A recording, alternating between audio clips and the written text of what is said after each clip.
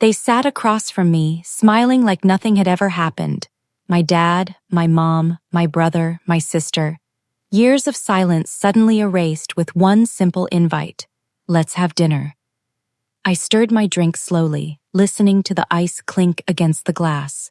They thought I was still that same kid they'd left behind, but I wasn't. The divorce had sliced us apart, not evenly, but like a surgeon choosing who to save and who to discard. Dad kept my brother, Mom kept my sister. And me? I was the leftover, the problem nobody wanted. So I ended up in state care. Cold walls, stained mattresses, foster homes where love was rare and cruelty was endless. I still remember begging my mom once, asking her to take me with her. She kissed my forehead, whispered, "You'll be fine," and left. Dad didn't even bother with a goodbye. That was the day I stopped being their child. Years passed, scars hardened into armor, and then, out of nowhere, I saw them again. Not by chance. They came looking. First, a text from my sister.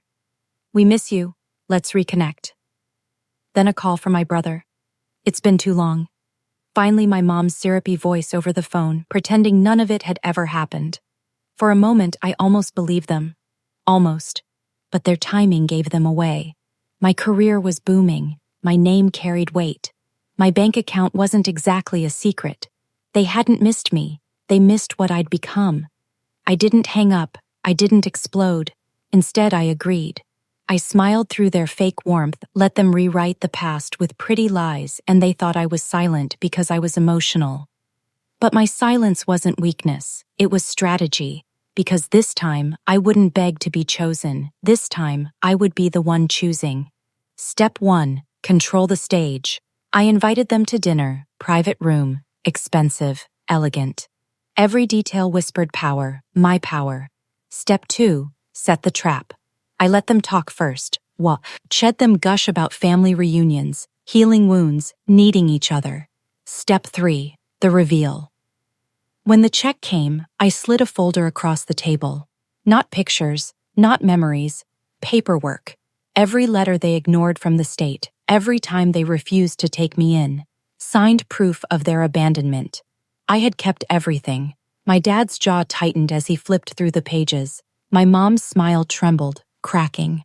My siblings exchanged nervous glances, panic bleeding through their polished masks.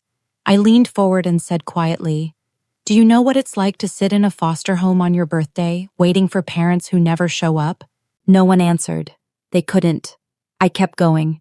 "You abandoned me, and now you want back in because I have something you want, but you don't even know who I am anymore." My voice was steady. "You left a child behind, but I'm not a child anymore. I'm what comes after. I'm the consequence." They scrambled to recover, fumbling out excuses. "We did what we thought was best. You don't understand the pressure we were under. We always loved you." I let them talk, every word digging their grave deeper. Then I stood up, pulled out enough cash to cover the bill, and left the folder on the table. "Read it carefully," I told them as I walked to the door. "It's the last piece of family history you'll ever get from me." I glanced back once.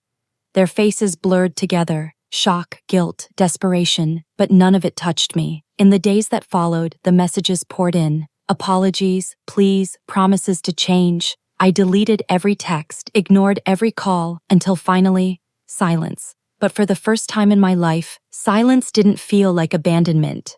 It felt like freedom. They thought I was still that child crying at the window, waiting for someone to return. But that child is gone. They killed him when they walked away. What's left is someone they can't control. Someone who owes them nothing. Someone who learned the hardest truth of all. Family isn't blood. It's choice. And I chose myself. That night at dinner, I didn't just confront them. I buried them. Not out of rage, not out of hate, but with the only weapon they couldn't escape, truth. And the truth is simple. They no longer have a son. Not because they lost me, but because I erased them.